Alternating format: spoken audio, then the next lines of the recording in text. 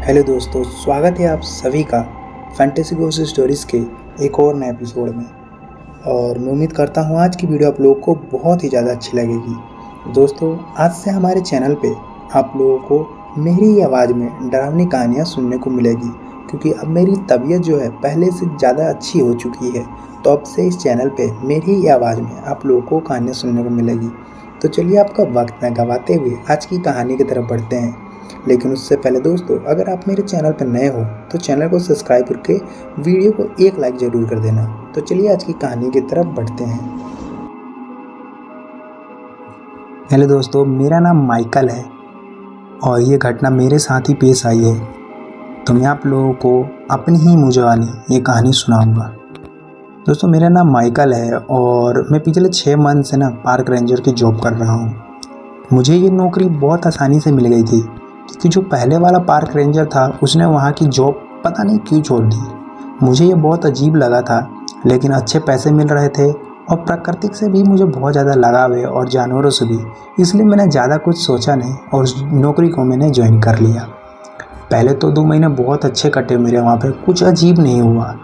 गर्मी का समय था, मच्छरों की बिनबिनाहट, जानवरों की आवाज़, ये सब मुझे उतना परेशान नहीं करती थी। लेकिन अगले जब तीसरा मंथ आया, और वो तीसरा मंथ मेरे लिए बहुत अजीब था, जो कि मुझे कई चीज़ें सोचने पे मजबूर कर देता है। क्योंकि तीसरे मंथ में हमें अजीब अजीब सी खबरें आने लगी कि जंगल में घूमने आए हाइकर्स अचानक से गायब हो जा रहे हैं।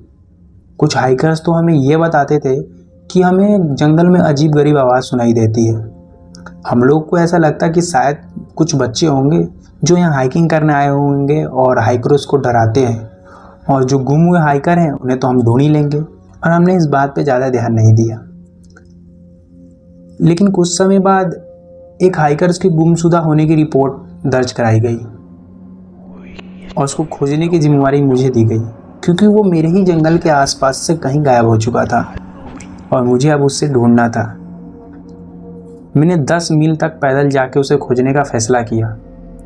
मैंने कुछ ज़रूरी सामान पैक किए और उसे खोजने के लिए जंगल की तरफ निकल पड़ा।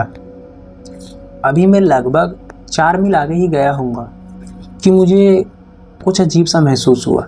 मुझे ऐसा लगा कि कोई मुझे देख रहा है, बट मैंने इन सब चीज़ों पे ज़्यादा ध्यान नहीं दिया। थोड़ी और दूर आगे जाने के बाद मेरे को कुछ पंजों के निशान दिखाई दिए। वे पंजों के निशान बहुत ज़्यादा बड़े थे। वो पंजों के निशान मेरे पैर से भी बहुत ज़्यादा बड़े थे, लेकिन वो पंजे के निशान ज़्यादा गहरे नहीं थे।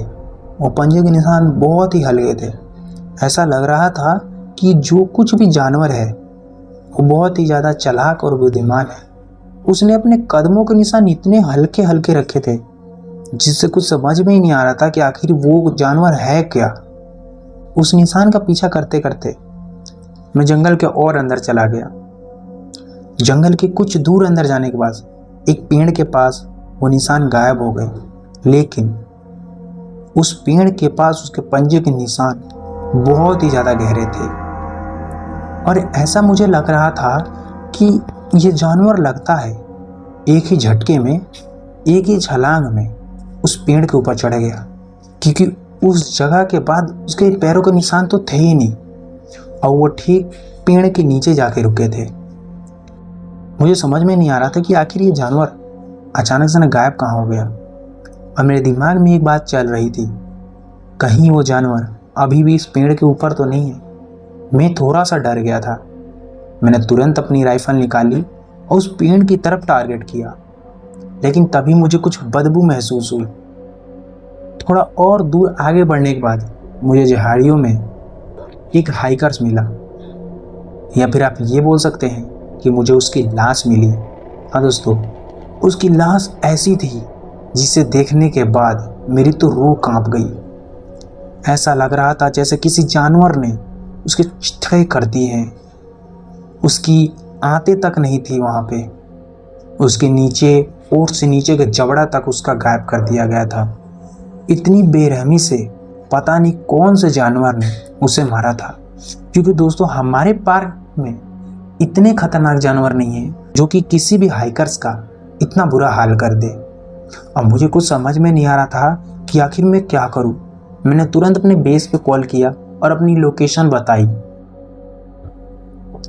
उन्होंने बोला कि हम कुछ ही समय में वहाँ हेलीकॉप्टर से पहुँच जाएंगे, लेकिन अभी भी उनको आने में टाइम था और रात भी गहरी हो चुकी थी।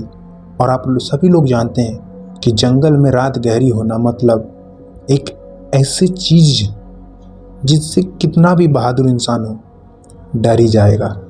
और मेरा भी वही हाल था, मैं भी बहुत ज़्यादा डर रहा था कि तभी मेरे ऊपर से कोई चिपचिपी चीज़ गिरी। मुझे ऐसा लगा कि बारिश हो रही है, लेकिन नहीं, ऐसा कुछ नहीं था। जब मैंने टॉर्च की लाइट ऊपर की तो उसे देख के मैं बहुत ही ज़्यादा डर गया। मेरे ठीक ऊपर एक ऐसा विशाल जानवर खड़ा था। मैं आपको बता नहीं सकता कि वह कैसा दिख रहा था। उसके मुंह से खून टपक रहे थे जो कि मेरे ऊपर गिर रहे थे। उसकी बड़े बड़े पंजे थे जो कि एक भालू से भी ज़्यादा बड़े थे। उसकी खाल मानो इतनी ज़्यादा मोटी कि उसके सामने कोई भी जानवर ना टिक पाए। वो कम से कम नहीं तो 200-300 किलो के ऊपर ही होगा। उसकी आंखें पीली चमक रही थी। उसके चेहरे पे बहुत सारे बाल थे, मानो जैसे किसी शेर के बाल होते हैं वैसे। बहुत ही ज़्यादा भयानक लग रहा था। उसे देख के मेरी रूह कांप गई कि तभी उसने एक ऐसी चीख दहाड़ी जिससे को सुन के मेरा दिल तेजी से धड़कने लगा।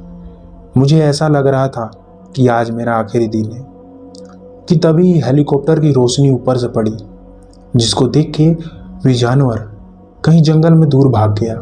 वो जितनी जल्दी आया था उतनी ही जल्दी भाग गया। उसे देख के मैं वहाँ बेहोश हो गया, मुझे कुछ पता ही नहीं चला। अगली सुबह जब मेरी आँख खुली तो मैं अपने कैबिन में था और मेरे बॉस मेरे सामने बैठे हुए थे। मैंने सारी बात उनको बताई। उनके चेहरे पे मुझे हल्का सा डर तो दिखा, लेकिन उन्होंने ज़्यादा कुछ नहीं कहा और इस बात को नज़रअंदाज कर दिया। अब मैं अपने पास हमेशा एक राइफ़ल रखने लगा, क्योंकि मुझे अब डर लगने लगा था कि कहीं वो जानवर फिर से मेरे ऊपर हमला ना कर दे। ऐसे ही कुछ दिन बीते और चौथे महीने मुझे फिर से एक रिपोर्ट मिली। और चौथे महीने जब मैं अपने कैबिन में बैठा हुआ था तभी मेरे पास एक कैंपर की कॉल आई। उसने अपनी लोकेशन बताई और बोला कि हमने कोई अजीब गरीब आवाज़ सुनी है और हमें लग रहा है कि हमारी जान खतरे में है। मैंने उनसे उनकी लोकेशन ली और एक शॉटगन उठाया और तुरंत उनकी बताई हुई लोकेशन पर पहुंचा। जब मैं वहां पहुंचा तो वहां का नज़ारा देखकर तो मेरी और रूह कांप गई। मैंने देखा कि कैंपर्स के टेंट ऐसे फाड़े हुए हैं जैसे कि मानो वहां पे 100 भैंसें चला दी गई हो, और उनकी गाड़ी भी एक पेड़ से जाकर टकरा गई थी जिससे गाड़ी के कचूम्बर निकल चुका था। और मुझे तभी एक बहुत ही भयानक चीख सुनाई दी। मैं डर के एक झाड़ी के पीछे छुप गया और उधर की तरफ देखने लगा जिधर से वो आवाज आई। मैंने देखा कि सामने एक परछाई खड़ी है जो कि किसी इंसान की तरह लग रही है, लेकिन देखते ही देखते वे जमीन पे गिर के तड़पने लगा और तड़पते तड़पते और किसी अलग ही शैतान में उसने अपना रूप बदल लिया। ये वही शैतान था जिसको मैंने उस रात पेड़ के ऊपर देखा था। वो बहुत ही ज़्यादा भयानक लग रहा था। मेरी हिम्मत नहीं हो पा रही थी कि मैं उसके पास जाऊं या मैं कोई एक्शन लूं। दूसरी तरफ उन कैंपरों की लाश पड़ी हुई थी जो कि कई टुकड़ों में बटी हुई थी। वो देख के मेरी रूह और कांप गई थी। मैंने सोचा कि अगर आज मैं यहाँ से निकला तो मेरा मरना पक्का है। मैंने पूरी रात वहीं पे बैठे बैठे गुजार दी। अगली सुबह मैं तुरंत अपने बेस पे गया और सबको ये बात बताई। मैंने उनसे बस इतना ही बोला कि मैंने एक भालू को देखा है। मैंने वो आदमी वाली बात उन लोगों को नहीं बताई। मुझे लगा ये फिर से मेरा मजाक बनाएंगे। उसके बाद अब 6ठा महीना चल रहा है और मुझे हर समय ये लगता है कि कोई मुझे देख रहा है। पता नहीं दोस्तों अब मैं और कितने दिन जिंदा रह पाऊंगा। इसलिए ये कहानी मैंने यहाँ पे डाली ताकि ये कहानी आप लोगों तक पहुँचे। अगर मैं ज़िंदा रहा तो आगे की कहानी आप लोगों को ज़रूर बताऊंगा। तब तक के लिए बाय बाय।